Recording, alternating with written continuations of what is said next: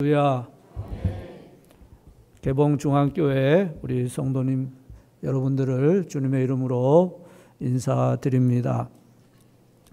이번 성회뿐만 아니라 또 하나님의 은혜 가운데 우리 성도님들과 가정이 늘 성령 충만하시고 또 하나님 주시는 은혜와 기쁨이 넘치는 가정들이 다 되시기를 주님의 이름으로 축복합니다.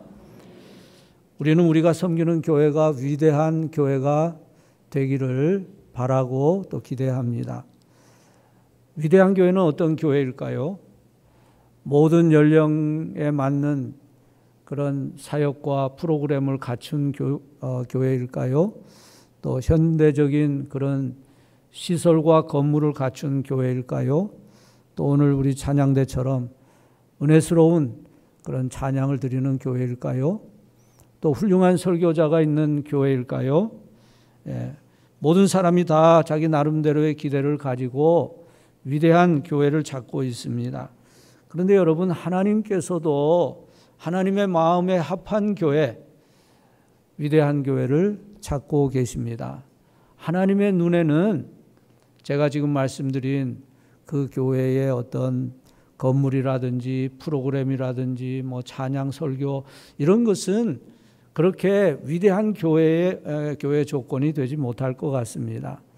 하나님의 눈에 위대한 교회는 그 교회 성도들이 모두 겸손하게 하나님 앞에 엎드려 기도하는 교회, 그리고 성령님의 능력으로 변화된 성도들이 주님의 사역을 위해서, 주님의 사명을 위해서 헌신하는 교회가 하나님이 보실 때 큰 교회인 줄로 믿습니다. 예루살렘 교회는 모든 교회의 모델이 되는 교회이었습니다. 예루살렘 교회는 합심하여 기도하는 가운데 성령 충만함을 받고 박해 가운데서도 놀라운 부흥을 이루었던 교회이었습니다. 저는 개봉중앙교회 역시 예루살렘 교회처럼 성령 충만한 교회가 되기를 기도하면서 이번 부흥의 3일 3번 설교 너무나 짧지만은 영적 부흥에 대해서 말씀을 드리려고 합니다. 오늘 본문 사도행전 1장 8절은 말씀합니다. 여러분 성경을 펴고 계시면 1장 8절 말씀 너무나 잘 아시는 말씀이죠. 우리 한번 같이 읽어봅니다. 시작. 오직 성령이 너희에게 임하시면 너희가 권능을 받고 예루살렘과 온 유대와 사마리아와 땅끝까지 이르러 내 증인이 되리라 하시니라. 아멘. 예수님은 성령님을 보내주실 것을 약속하셨습니다. 성령이 너희에게 임하시면 너희가 능력을 받고 예루살렘과 온 유대와 사마리아와 땅끝까지 이르러 내 증인이 되리라 말씀하셨습니다. 이것이 주님의 비전이었습니다. 여러분, 비전이 무엇입니까? 비전을 한마디로 말하면 그림이라 말할 수 있습니다. 하나님께서 우리를 통해서 하실 일을 그림으로 보는 것이 비전입니다. 예수님은 교회의 미래에 대해서 그림으로 보여주셨습니다. 폴라로이드 사진을 찍으면은 이제 찍하면서 사진이 현상되어 나오는데 처음에는 흐릿하게 잘 보이질 않죠. 근데 시간이 좀 지나면 그 사진이 분명해집니다. 비전이라는 게 그런 것입니다. 예수님이 교회를 향한 엄청난 그런 비전을 보고 계셨습니다. 성령이 임하시면 그 성도들이 다 능력을 받고 예루살렘, 사마리아 그리고 온 유대, 사마리아 땅끝까지 이르러 주님의 증인이 되는 그런 비전을 주님은 가지고 계셨고, 그 비전이 교회를 통해서 이루어지는 것을 사도행전에서 우리가 보게 됩니다. 지금 예수님의 발 앞에는 그저 몇 명의 초라한 제자들이 앉아 있었습니다. 그러나 그들이 전 세계에 나가서 온 세상에 교회가 퍼지고 그 교회들을 통해서 수많은 영혼들이 구원받는 그런 엄청난 비전을 주님은 보고 계셨습니다. 그래서 이제 주님의 비전이 사도행전에 보면 다 이루어집니다. 사도행전 2장에서 오순절날 성령이 강림하셔서 교회가 시작되고 그 예루살렘 교회가 놀랍게 성장합니다. 핍박 가운데서도 그 교회는 계속해서 성장했습니다. 그러다가 사도행전 7장에서 스데반 집사가 순교하는 그런 일이 일어나게 됩니다. 그리고 이제 사도행전 8장에서 큰 박해가 일어나서 성도들이 다 예루살렘에서 이제 흩어져서 유대와 사마리아 지방으로 퍼져나가는데 그것이 사도행전 8장에서 12장까지의 내용입니다. 그리고 사도행전 13장에는 안디옥 교회가 세워집니다. 그래서 바나바와 특별히 사도 바울을 통해서 1차, 2차, 3차, 4차에 걸친 세계 선교 여행을 통해서 복음이 땅끝까지 전해지는 것을 보게 됩니다. 결국 로마에까지, 그 당시 세계의 중심이었던 로마에까지 복음이 전해지게 되었습니다. 사도행전은 28장으로 끝났지만 그 후에도 계속해서 사도행전이 기록되었습니다. 주 313년에 로마가 기독교 국가로 바뀌어지게 되었고 또 그 이후에도 계속해서 복음이 세계를 향해서 퍼져나갔습니다. 지금 아프리카 대륙의 약 절반이 기독교인들이고 또 남미에도 지금 수많은 나라들이 많은 그런 크리스찬들이 일어나고 있습니다. 또 아시아와 중국에서도 교회가 부흥되고 있습니다.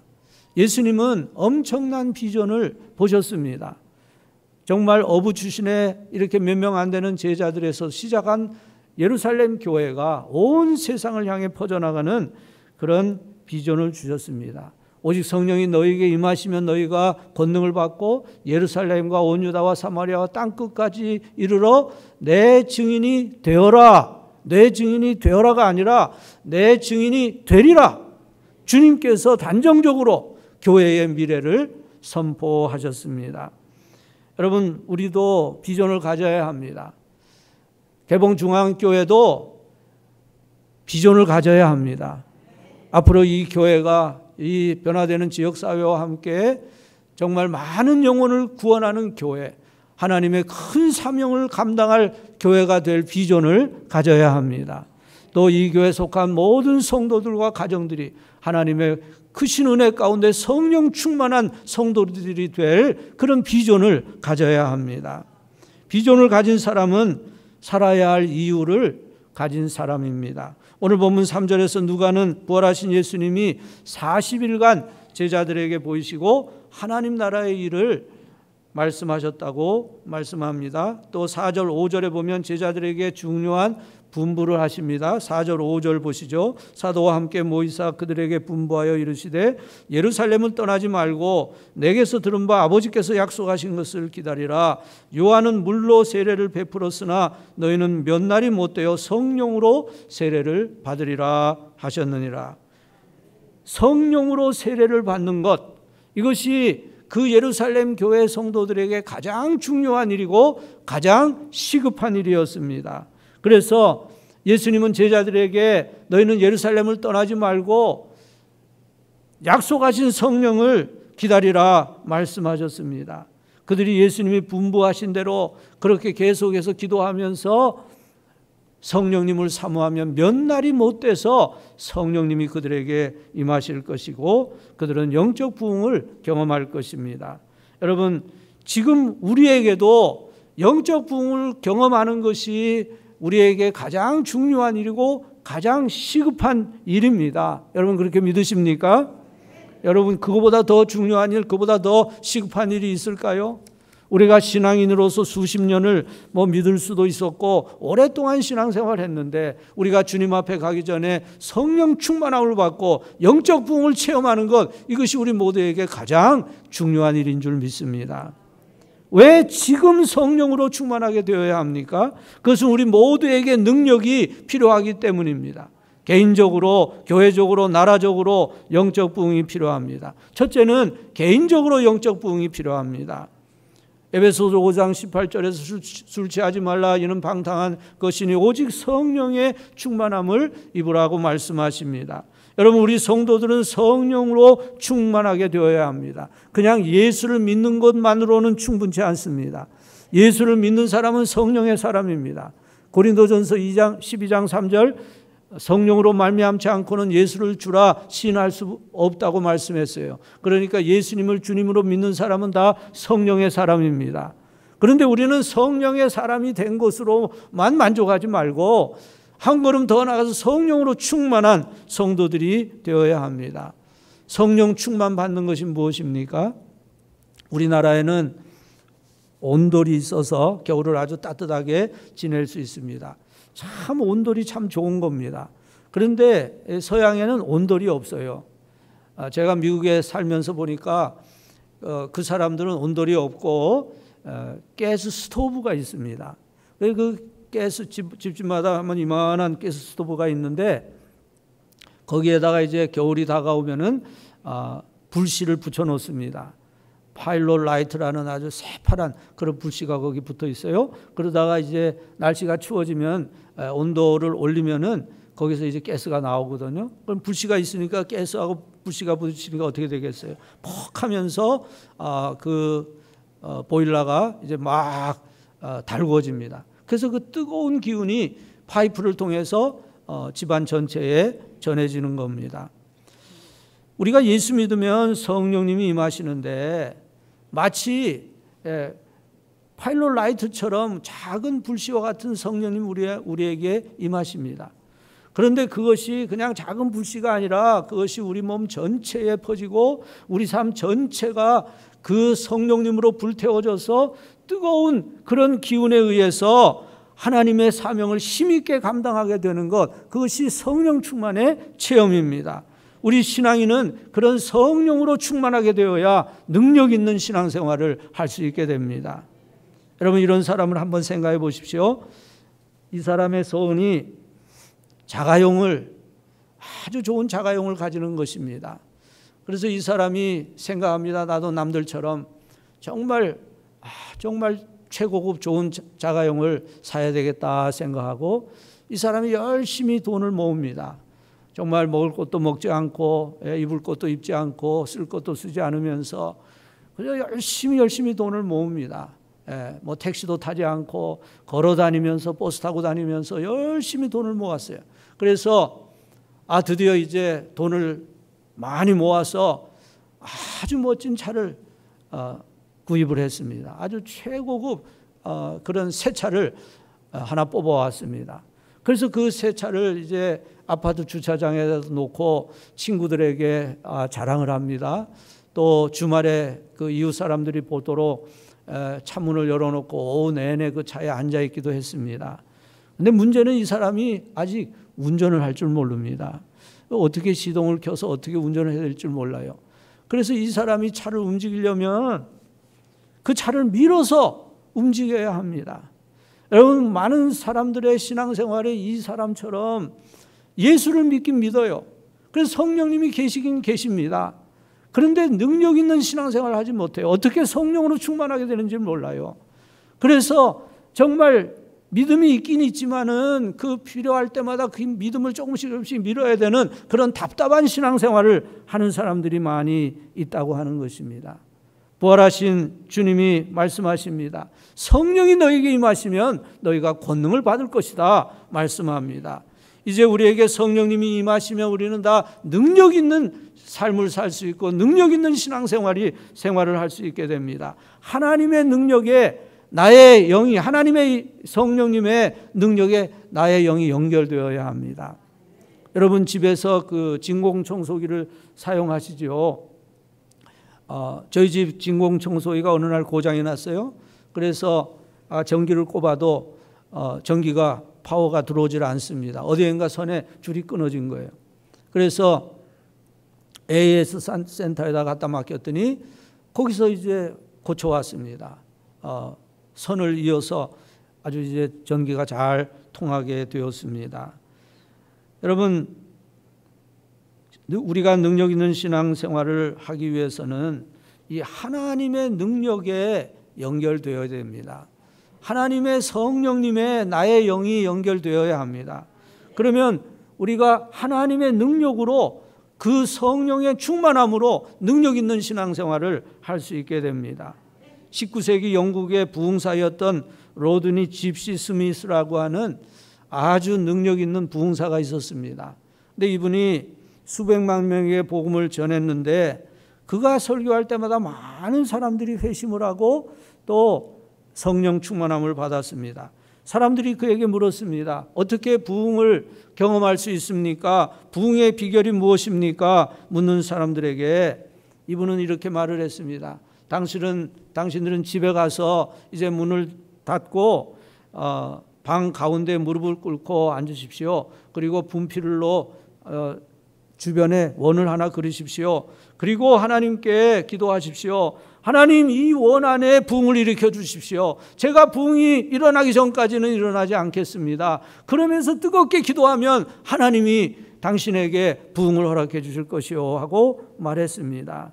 집시 스미스의 말은 아주 중요한 진리를 말씀하고 있습니다. 그 진리는 부흥은 하나님이 주시는 것입니다. 부흥은 작게 시작합니다. 부흥은 안에서부터 시작합니다. 그리고 부흥은 기도를 통해서 시작될 수 있다고 하는 것입니다. 우리는 기도의 원 안으로 들어가야 됩니다. 교회의 부흥은 우리 자신에게서 시작되어서 다른 성도들에게 퍼져나갈 수 있어야 합니다.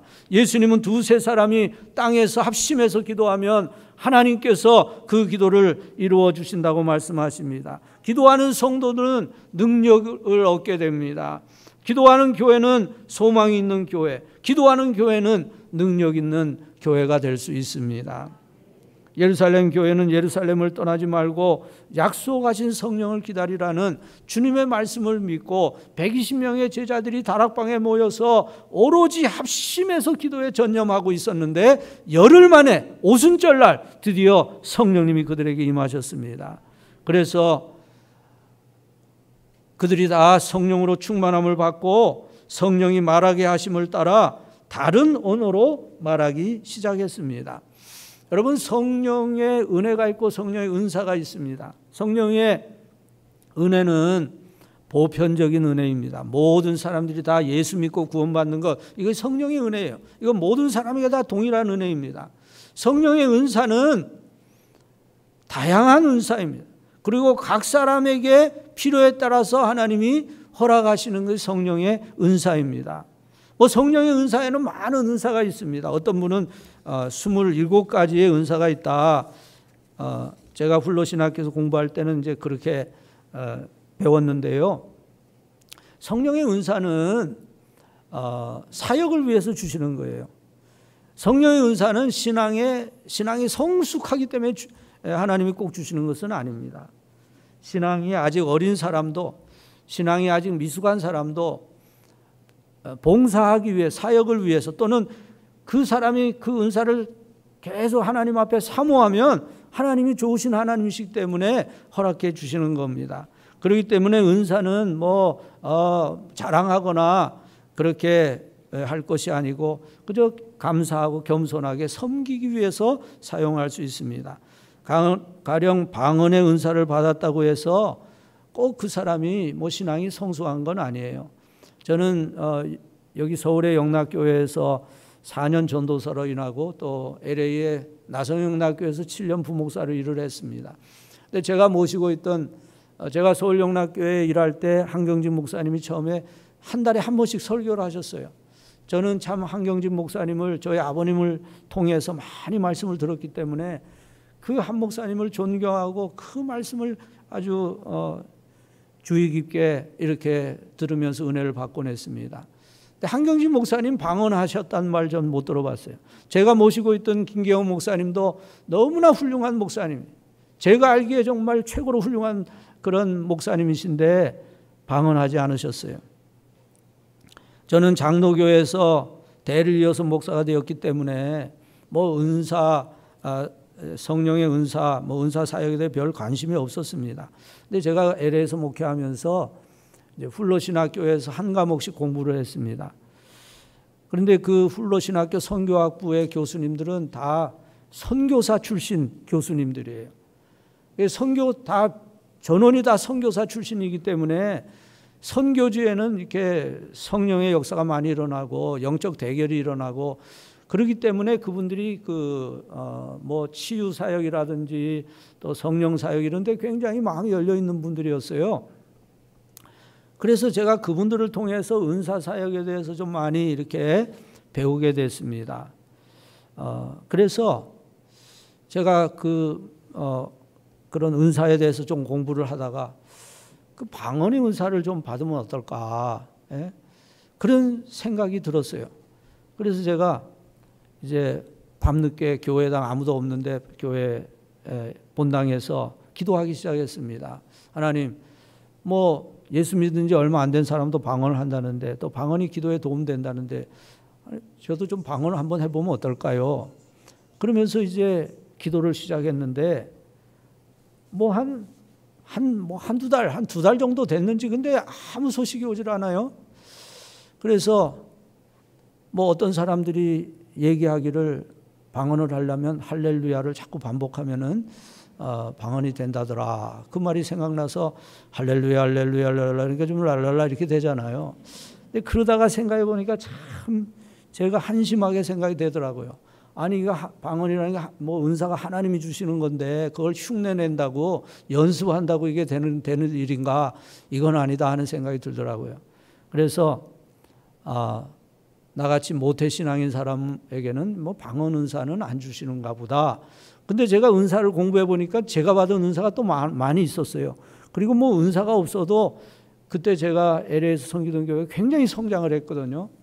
교회가 많이 부흥하고 있는데 뭐 은사를 꼭 다 뭐 요구를 해야 되나? 내가 받은 은사 감사하면 되지. 이제 그런 생각을 하면서 기도를 중단했어요. 그리고 이제 한 며칠이 지났는데 한 일주일쯤 지났는 것 같아요. 근데 어느 날 이제 새벽기도 끝나고 제 방에 그 목사실에 들어가서 이제 잠이 들었습니다. 잠을 자다가 다다다다다 뭐 이러면서 제가 깨어나게 된 거예요. 그래서 이게 방언인가? 이제 LA에 저하고 동기 목사님 한 분인데 아주 굉장히 신학교 다닐 때도 40일 금식하고 뭐 아주 성령파 목사님이 있었어요. 지금도 LA에 있습니다. 전화를 했어요. 김 목사, 방언이 랄랄라 아니요? 다다다는 뭐요? 그랬더니 다다다가 방언이라고 그러더라고요. 그때 저는 알게 되었습니다. 하나님은 은혜를 사모하는 자에게 은혜를 주시는 하나님이시로구나. 그때 제가 깨닫게 되었습니다. 여러분, 성령님의 은혜를, 성령님의 은사를 목마르게 사모하는 사람에게 하나님은 성령님의 은혜와 은사를 주실 줄로 믿습니다.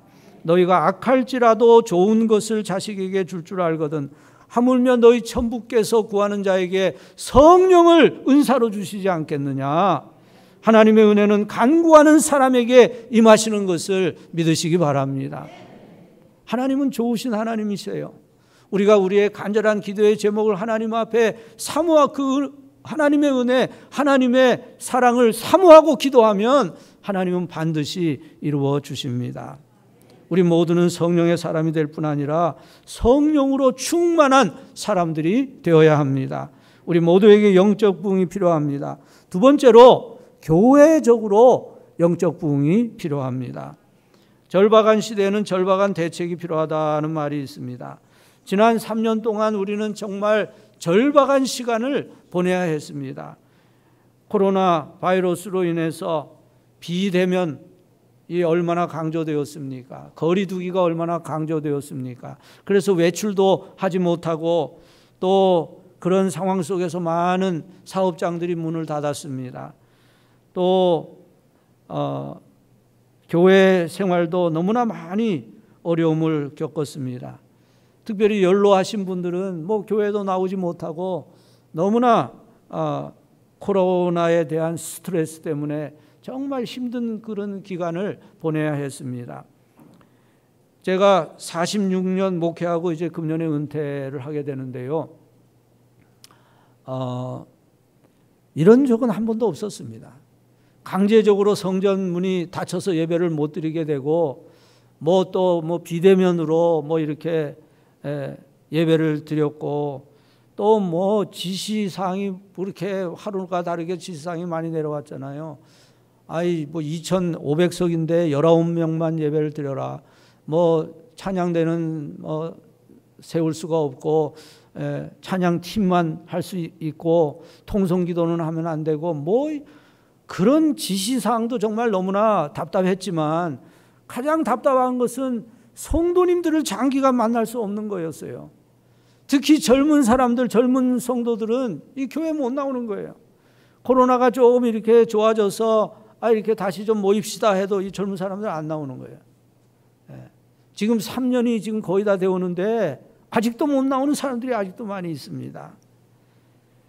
여러분, 초대교회 성도들은 순교적인 신앙으로 신앙생활을 했어요. 생명을 걸고, 예배에 생명을 걸고 신앙생활을 했는데 오늘의 성도들, 오늘의 젊은이들 너무나 편안하게 그저 신앙이 너무나 허약하다 하는 생각을 많이 하게 되었습니다. 여러분, 오늘 본문의 예루살렘 교회는 극심한 박해 가운데 있었습니다. 예루살렘 교회는 교회가 성장하기 너무나 어려운 조건이었습니다. 예루살렘 사람들은 가장 배타적인 유대인들이었습니다. 그들은 예수님을 처형했고 또 사도들을 처형하는 그런 사람들이었습니다. 예루살렘 교회는 교회 건물도 없었습니다. 그때의 그리스도인들은 내가 예수를 믿겠다고 결심하는 순간 집안에서 쫓겨나고 직장에서 쫓겨나고 사회에서 완전히 배제되었습니다. 그 교회 지도자들은 수시로 붙잡혀가서 매를 맞고 심지어는 처형되었습니다. 그런데도 예루살렘 교회는 그 극심한 박해 속에서도 계속 성장했습니다. 오늘 우리는 말합니다. 요즘은 전도가 잘 안 돼요. 지금은 뭐 예수 믿을 사람 다 믿은 것 같아요. 또 뭐 우리 교회는 주차장이 적어서 힘들어요. 여러분, 지금 오늘 우리 교회의 형편을 생각하면 예루살렘 교회에 비한다면 100배나 더 좋은 조건이라 할 수 있습니다. 예루살렘 교회는 가장 안 좋은 조건이었지만 예루살렘을 떠나지 말고 약속하신 성령을 기다리라는 주님의 말씀을 믿고 120명이 모여서 합심해서 오로지 기도에 힘쓸 때에 그들이 다 성령으로 충만함을 받고 담대하게 나가서 복음을 전하는 전도자들이 되었습니다. 그들의 삶이 바뀌고 그들이 하나님의 사랑과 성령님의 은혜로 충만한 하나님의 사람들이 되었습니다. 그때 예루살렘 교회는 놀라운 성장을 이루었어요. 5만 명이 되고 10만 명이 되고 놀랍게 성장하기 시작했습니다. 스폴전 목사님은 여러분 자신에게 불을 붙이세요. 그러면 사람들이 여러분이 타는 것을 보기 위해 모여들 것입니다 하고 말했습니다. 여러분, 오늘 우리의 교회가 성령님의 불이 타는 교회입니까? 그렇게 되기를 바랍니다. 하나님은 교회에 불을 붙이시지 않습니다. 하나님은 성도에게 불을 붙이십니다. 하나님은 오순절에 각 성도들에게 성령님을 임하게 해 주셨습니다. 그때 예루살렘 교회가 타오르기 시작했습니다. 여러분, 우리는 모두는 성령으로 충만한 성도들이 되어야 합니다. 제가 영락교회 중등부 전도사로 2년을 있었는데요. 설교를 했는데요. 그때 이제 여름이 되면 그 산상수련회를 이제 매년 가지곤 했습니다. 그런데 그 영락기도원에 올라가서 이제 한 2박 3일 이렇게 산상수련회를 가지는데요. 매년 선생님들이 그 산상수련회를 준비하는 방법이 비슷해요. 이제 산상수련회가 한 3달 정도 이렇게 다가오면은 그 선생님들이 임원 학생들하고 기도회를 시작해요. 그래서 임원 학생들하고 학생들이 이제 기도 제목을 다 적고 뭐 자기 부모님을 위한 기도, 친구들을 위한 기도, 뭐 자신도 은혜를 받고 그리고 또 믿지 않는 친구들도 많이 와서 은혜 받게 해달라고 다 기도 제목을 정하고 기도하기 시작하는 거예요. 그래서 막 2-3달을 열심히 기도하는, 근데 정말 열심히 기도해요. 뭐 한 번 기도하면 막 2-3시간을 기도하는 거예요, 선생님들이. 그래서 이제 수련회가 이제 올라갈 때가 되면 그 학생들이 막 은혜를 사모하는 마음이 이렇게 이제 막 간절해지는 겁니다. 그리고 이제 학생 수련회 올라가면은 청소년 설교 잘하는 목사님을 강사로 세워가지고 저녁 시간에 설교하고 그 다음에 이제 통성 기도를 시작하면은요, 막 이제 기도를 열심히 하는데 제일 그 당시 참 학생들은 요즘 학생들보다 참 기도를 열심히 했던 것 같아요. 요즘 학생들이 그렇게 통성기도를 할 수 있는지 모르겠어요. 그때 학생들은 정말 자신도 은혜 받고 친구들도 은혜 받게 해달라고 열심히 기도를 하는데, 간절히 기도하다 보니까 그 학생들 가운데 이제 울기 시작하는 학생들이 있어요. 그 울기 시작하는 학생들이 누구겠습니까? 바로 그 임원 학생들이에요. 그 학생들이 가장 준비 기도를 많이 했고 은혜를 가장 사모하니까 그 학생들이 마음이 간절하니까 울기 시작하는 거예요. 그런데 그 학생들이 울기 시작하면요, 그 학생들이 다 마음이 순수한 그런 영이 맑은 사람들이라 그런 것 같아요. 울음이 금방 번져버려요. 그래서 그냥 그 전체가 다 울음바다가 돼버리는 거예요. 어떤 학생은 저한테 와서 전도사님, 저는 왜 눈물이 안 나올까요? 자기도 좀 다른 학생들처럼 울고 싶은데 자기는 눈물이 안 나온다는 거예요. 그래서 꼭 눈물을 흘려야 은혜 받는 거 아니다. 너 간절하게 믿음으로 기도했으면 하나님이 다 들으시는 거야. 이렇게 위로를 해 주었지만 그때 저는 알게 되었습니다. 영적 부흥은 누군가 마중물이 있어야 시작된다는 걸 알게 되었어요. 누군가 먼저 은혜 받는 사람이 있어야 돼요. 먼저 은혜 받는 사람이 있으면 그 사람을 통해서 은혜가 번져나가더라고요. 여러분, 오늘 교회에서 그렇게 은혜의 마중물이 되는 분이 누구입니까? 우리 교회 영적 부흥의 마중물이 되는 성도가 누구입니까? 합심해서 하나님 앞에 기도하고 하나님의 은혜를 사모하는 성도가 은혜의 마중물인 줄로 믿습니다. 몇 년 전에 제가 섬기는 평촌교회가 교육관을 지었습니다. 한 10년 됐네요 벌써. 근데 지역사회를 섬기는 건물을 짓자 해가지고 건물을 좀 너무 크게 지었어요. 막 체육관도 집어넣고 독서실도 집어넣고 도서관도 집어넣고 카페도 집어넣고 어린이집도 집어넣고 이런 걸 다 집어넣다 보니까 건물이 너무 커져가지고 너무 빚을 많이 졌습니다. 300억이 넘는 그런 공사였으니까요. 그래서 정말 우리 교회의 힘에 너무나 좀 붙이는 그런 건물이 됐습니다. 지금은 이렇게 빚을 지면서 건축을 해서는 안 되는 때가 됐어요. 지금은 교회가 이렇게 예전처럼 막 성장하는 때가 아닌데 무리하게 빚을 지면 안 됩니다. 근데 이제 그때만 해도 그런 생각을 잘하지 못하고 저희 교회 지역이 아파트 지역이라 상당히 여건은 좋습니다. 그래서 우리 장로님들이 좀 걱정을 하시지만 걱정하지 마십시오. 우리 교회는 부흥됩니다. 그러면서 이제 건물을 지었는데 그 공사가 한 4년이 걸렸습니다. 이제 땅을 사고 이제 거기 자동차 정비 공장이 있었는데요. 거기 또 그 사람들이 이렇게 리즈를 준 또 가게들이 있었어요. 그 사람들 내보내고 그 다음에 또 이제 설계하고 건축 허가 받고 건축 헌금하고 이런 게 2년이 걸리더라고요. 그 다음에 공사만 만 2년이 걸렸어요. 그래서 4년이 걸렸습니다. 4년이 이렇게 걸리다 보니까 제일 큰 문제가 전도가 죽어버린 거예요. 매년 전도 교인 수가 한 50명도 채 안 늘어요. 50명도 다행히 줄지는 않았는데 50명도 잘 늘기 힘들었습니다. 4년 동안 그렇게 성도들이 늘질 않았습니다. 이 전도라는 것은 이게 무브먼트이기 때문에요. 하나의 이렇게 운동이기 때문에 갑자기 전도가 잘 안 됩니다. 그래서 2012년 1월 달에 우리가 입당을 했는데 그해 말 됐는데도 역시 또 마찬가지로 50명밖에 늘질 않았어요. 그때 제가 이거 큰일 났구나 그런 생각이 들었습니다.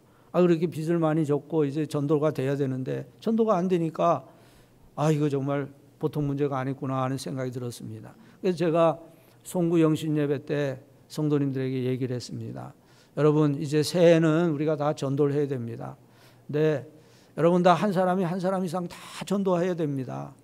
그동안 10년, 20년, 30년, 50년 신앙생활하면서 전도 못한 거 저는 상관 않지만 새해 1년 동안에는 반드시 한 명 반드시 전도해야 됩니다. 여러분 단단히 각오하세요. 이제 이렇게 얘기하고 전도하는 방법은 기도하는 겁니다.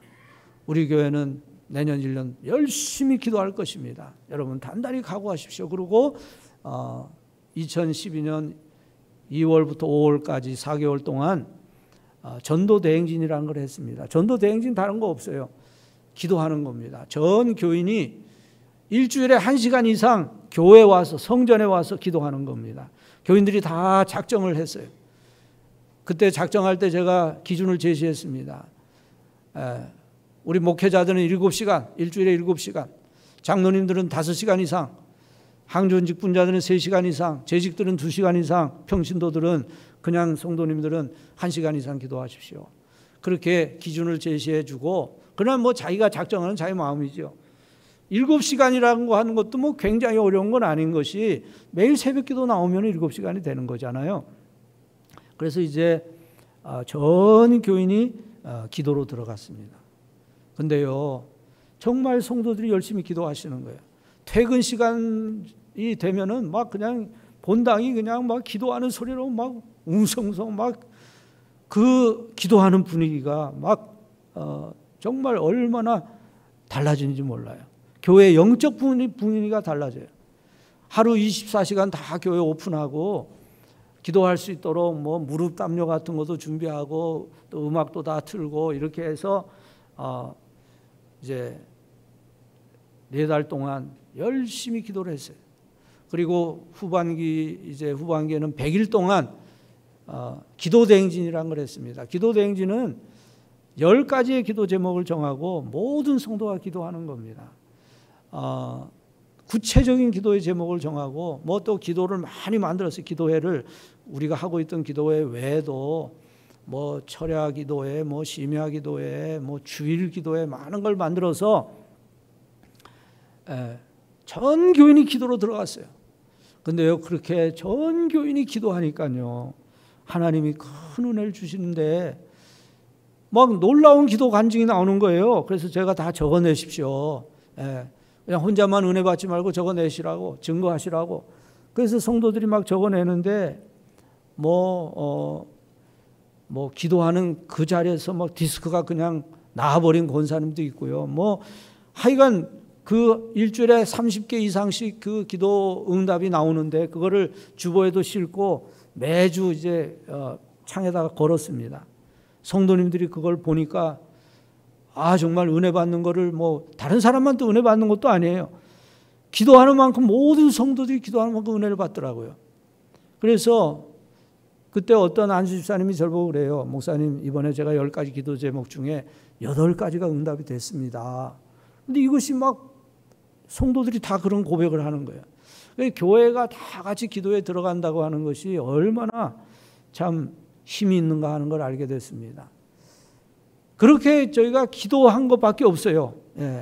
그런데 그 해 2012년에 저희 교회 출석 교인이 1000명이 늘었습니다. 등록이 1000명이 는 게 아니고요, 출석 교인이 1000명이 늘었어요. 4년 동안 50명도 안 됐는데 기도만 했는데도 그렇게 교회가 영적 부흥을 경험하고 뭐 건축의 빚 문제 이런 거 다 해결되었습니다. 여러분, 하나님은 기도하는 교회를 축복해 주십니다. 기도하는 교회가 능력 있는 교회입니다. 기도하는 교회에 많은 성도들, 많은 또 불신자들이 모여들게 됩니다. 오늘 성도들의 삶을 생각해 보면은 너무나 힘든 분들이 많아요. 직장에서 해직되고, 그런데 자식도 또 취직을 못하고, 가족 중에 또 질병이 찾아오고, 정말 기도하지 않고는 견딜 수 없는 그런 어려운 형편 가운데 있는 성도들도 많이 계셔요. 근데 그런 분들이 교회가 합심해서 기도하면 자기도 같이 기도하면서 힘을 얻고, 기도하는 교회, 우리 교회는 기도하는 교회라고 하는 사실에 대해서 고마워하는 겁니다. 지금 한국교회에 가장 필요한 것이 무엇입니까? 영적인 부흥입니다. 한국교회의 기도가 너무나 식어버렸어요. 이제는 뭐 성도들이 개인적으로도 기도하지 않고 기도원에 가서도 기도하지 않고 성전에서도 기도하지 않고 왜 그렇게 기도의 불이 꺼졌는지 몰라요. 그러나 우리 개봉중앙교회는 기도하는 성도들이 기도의 불을 밝혀서 이 교회는 영적인 부흥을 경험하고 많은 한국교회를 모범이 되는 그런 부흥하는 영적 부흥을 체험하는 교회가 되시기를 주님의 이름으로 축원합니다. 자, 셋째로 나라와 민족을 위해서 영적 부흥이 필요합니다. 여러분 어떻게 생각하시는지 모르지만은 저는 우리나라가 지금 위기의 때라고 생각합니다. 나라를 위해서 기도할 때입니다. 우리나라는 세계에서 가장 호전적인 나라들에 둘러싸여 있어요. 러시아가 지금 우크라이나와 그렇게 전쟁을 하고 있잖아요. 자기들이 못 이기니까 뭐 핵전쟁까지 한다고 지금 그러고 있습니다. 중국도 계속해서 군비를 증강시키면서 뭐 대만도 침공하려고 하고 저 남중국해나 남태평양을 자기들이 패권을 가지려고 지금 계속해서 호시탐탐 노리고 있습니다. 또 북한은 지금 뭐 핵무기를 계속해서 만들어내면서 미사일을 계속 쏘면서 핵무기를 소용하고 있습니다. 일본도 군비를 GDP의 2%까지 늘려서 전쟁하는 나라로 헌법을 바꾸고 어떻게 하든지 전쟁할 수 있는 나라가 되기 위해서 지금 준비하고 있습니다. 미국은 중국과 패권 경쟁을 날이 갈수록 더 심하게 하고 있어요. 갈등이 날마다 더 지금 올라가고 있습니다. 그래서 우리 한반도는 언제라도 전쟁터가 될 수 있는 그런 지정학적인 위치에 있어요. 사상적인 뭐 전쟁터, 이미 사상적인 전쟁터이고 실제적인 전쟁터가 될 수 있습니다. 또 경제적으로도 얼마나 지금 위기의 때입니까? 코로나 이후에 지금 뭐 세계가 인플레이션 때문에 몸살을 앓고 있고요. 불경기가 찾아왔습니다. 그런데 미국은 또 인플레이션을 잡기 위해서 계속 금리를 올리고 있어요. 그러다 보니까 우리나라도 금리를 올리지 않을 수 없고 지금 뭐 가계부채가 얼마나 심합니까? 정말 경제적으로도 지금 위기의 때를 지나가고 있습니다. 그런 상황 속에서 이 여야는 그저 정쟁하기에 바쁘고 어떻게 하든지 상대방 끌어내리기 위해 바쁜 가운데 있습니다. 또 언론이 또 그것을 편을 들고 있습니다. 여러분, 우리나라는 지금 위기의 그런 때에 처해 있습니다. 그러나 이런 위기보다도 더 심각한 위기는 영적인 위기입니다. 우리가 우리나라를 위해서 기도해야 하는 가장 중요한 이유는 역사를 주관하시는 분이 하나님이시기 때문에, 하나님이 모든 것을 다 다스리시기 때문에 우리 하나님 앞에 기도해야 되고 신앙적으로 하나님 앞에 나가야 되는데, 지금 이 한국 백성들이 어떻습니까? 하나님을 점점 더 멀리 떠나가는 것 같아서 너무나 큰 걱정입니다. 신앙적으로 생각해 볼 때는 외교가 이 나라를 지켜주는 게 아니고 군사력이 이 나라를 지켜주는 게 아닙니다. 전능하신 하나님이 이 나라를 지켜주셔야 이 나라가 안전할 수 있는 겁니다. 그래서 영적 부흥이 필요합니다. 이 백성의 마음이 하나님께로 돌아오고 세속적이고 타락된 문화를 통해 들어오는 성적인 문란과 가정의 파괴와 황금 만능주의와 거짓 분쟁 이기주의의 풍조가 사라지기 위해서는 영적 부흥이 일어나야 되는 겁니다. 영적 부흥이 어떻게 일어납니까? 이 땅에 그리스도인들이 깨어 기도할 때에 영적 부흥이 일어날 줄 믿습니다. 그렇기 때문에 지금은 우리 개인을 위해서도 영적 부흥이 필요하고 교회를 위해서도 영적 부흥이 필요하고 나라를 위해서도 영적 부흥이 가장 시급한 때가 되었습니다. 오늘 본문 6절에 보면은 그들이 모였을 때 예수께 여쭈어 이르되 주께서 이스라엘 나라를 회복하심이 이때니까 하고 묻습니다. 예수님은 지금 제자들의 생애를 송두리째 바꿔놓을 그런 가장 중요한 영적인 일을 말씀하고 계신데, 제자들은 아직도 지금 세상적인 그런 메시아 사상, 정치적인 메시아 사상에 사로잡혀서 예수님이 이렇게 또 죽으신 줄 알았는데 부활하셨으니까 이제야말로 다시 이스라엘을 회복하실 때가 아닐까, 이제야말로 예수님이 정치적인 메시아로서 로마의 그런 압제에서 우리를 구원해 주시지 않을까, 그러면 우리 제자들도 다 한 자리씩 차지하고 높은 자리에 올라갈 수 있지 않을까, 이런 생각을 하고 있었다는 거예요. 그러나 예수님 말씀하십니다. 7절에 보면 이르시되 때와 시기는 아버지께서 자기의 권한에 두셨으니 너희가 알 바 아니요 오직 성령이 너희에게 임하시면 너희가 권능을 받을 것이다 말씀하셨습니다. 이 말은 지금 너희는 중요하지 않은 일에 신경을 쓰고 있다는 겁니다. 너희는 이 세상의 일에 관심을 기울이지 말고 하나님이 하시려고 하는 일에 힘을 쏟으라 하고 말씀하는 겁니다. 하나님은 지금 놀라운 일을 하고 계신데, 하나님은 온 세계를 구원하는 일을 하려고 하시는데 지금 제자들은 세상적인 일만을 신경 쓰고 있다는 겁니다. 제가 처음 평촌교회에 지금 19년 됐습니다. 평촌교회 왔을 때 70이 다 된 집사님이 한 분이 계셨는데요. 그분이 췌장암에 걸렸어요. 그래서 제가 신방을 갔습니다.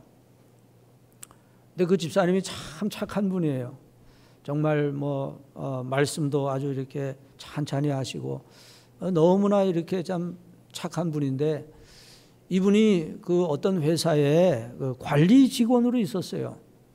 간부도 아니고 관리 직원으로 있었는데 얼마나 회사 일을 열심히 했든지, 이분이 나이가 이제 70이 다 된 분인데 이제 심각한 암에 걸려서 이제는 내일을 알 수 없는 그런 상황인데도 회사에서 이분을 해고하지 않고 그저 잘 치료하고 오시라 그러는 거예요.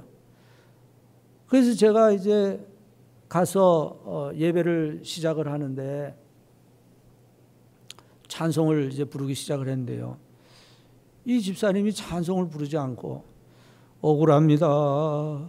억울합니다. 억울합니다. 이 찬송 끝날 때까지 억울하다고 그러시더라고요. 두 번째 신방 갔을 때도 똑같았어요.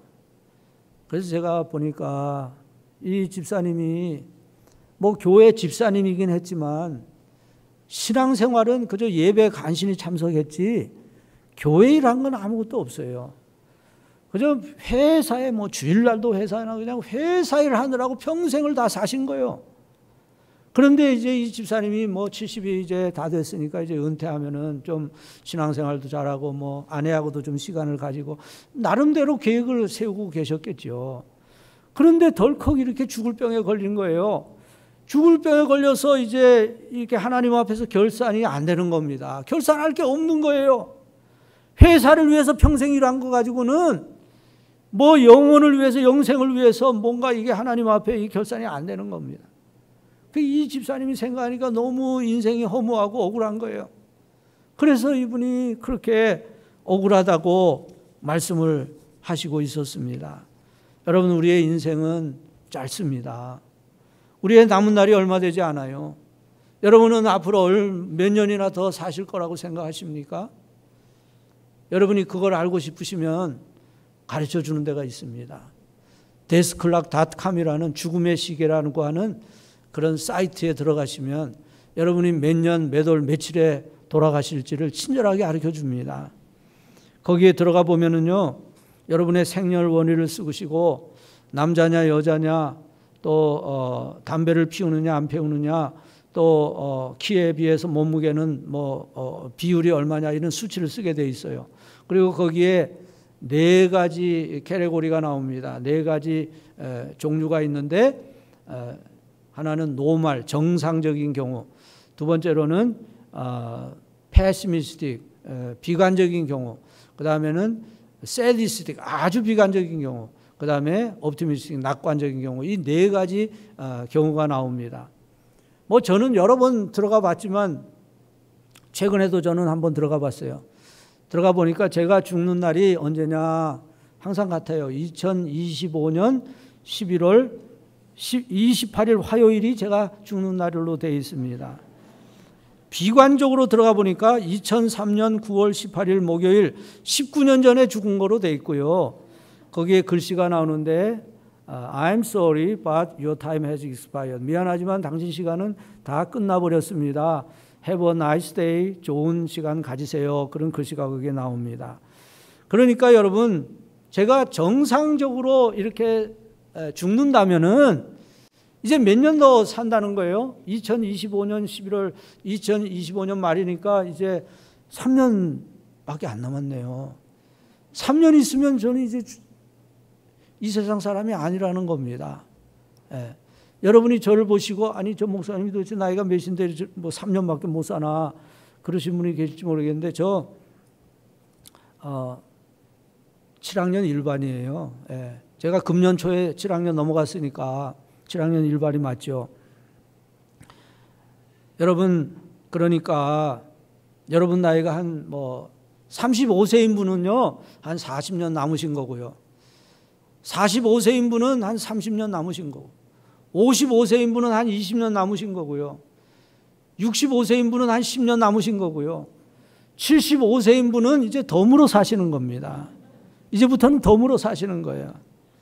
여러분이 10년 남았으면 많이 남으셨어요? 20년, 30년 남았으면 많이 남았습니까? 금방입니다. 여러분이 지난 시간을 생각해 보세요. 금방이에요. 우리의 남은 날은 얼마 되지 않습니다. 우리의 남은 날은 얼마 되지 않고 이제 남은 날은 얼마 없고 이제 우리의 마지막이 되면 우리는 다 주님 앞에 가야 될 사람들이에요. 주님 앞에 가서 우리의 일생을 우리의 평생을 결산하고 우리의 평생에 따라서 우리의 영혼이 결정되는 겁니다. 여러분이 뭐 이제 은퇴가 얼마 남지 않은 분들 여러분이 은퇴한 후에 뭐 10년, 20년을 준비하며 사시겠습니까? 아니면 그 이후에 세상을 떠난 그 후에 영혼을 위해서 준비하며 사시겠어요? 우리는 여기서 결정을 해야 됩니다. 우리의 남은 날이 얼마 되지 않고 이제 우리가 주님 앞에 다 서야 되는데 어떻게 준비해야 하겠습니까? 하나님은 우리에게 성령 충만함을 받고 능력 있는 증인이 되어라 그렇게 말씀하시는 겁니다. 우리에게 가장 중요하고 가장 시급한 일은 영적 부흥을 체험하는 일입니다. 여러분이 다른 어떤 중요한 일이 그보다 더 중요한 일이 있는지 한번 말씀해 보세요. 우리가 영적으로 충만하게 되는 성령 충만하게 되고 영적 부흥을 경험하는 것보다도 더 중요하고 더 시급한 일은 없습니다. 그러므로 여러분 이번 부흥의 기간 동안 계속해서 영적 부흥을 위해서 기도하십시오. 아침에도 기도하고 낮에도 기도하고 밤에도 기도하고 이 부흥회가 끝난 다음에도 기도하십시오. 내가 다른 것은 몰라도 하나님의 은혜 없이는 살 수 없으니 하나님이 저를 사랑하신다면 저를 성령으로 충만하게 해주십시오. 영적인 부흥을 경험하게 해주십시오. 우리 자식들도 영적 부흥을 경험하게 해주시고 우리 교회도 영적 부흥을 경험하게 해주시고 한국교회가 영적 부흥을 경험하게 해주세요. 우리 성도들이 이 시간 하나님 앞에 합심해서 기도할 때 이번 부흥회를 통해서 그리고 이후에도 개봉중앙교회가 하나님이 축복하시는 교회, 하나님이 기뻐하시는 교회, 성령으로 충만한 교회가 될 줄로 믿습니다. 이 시간 우리 한번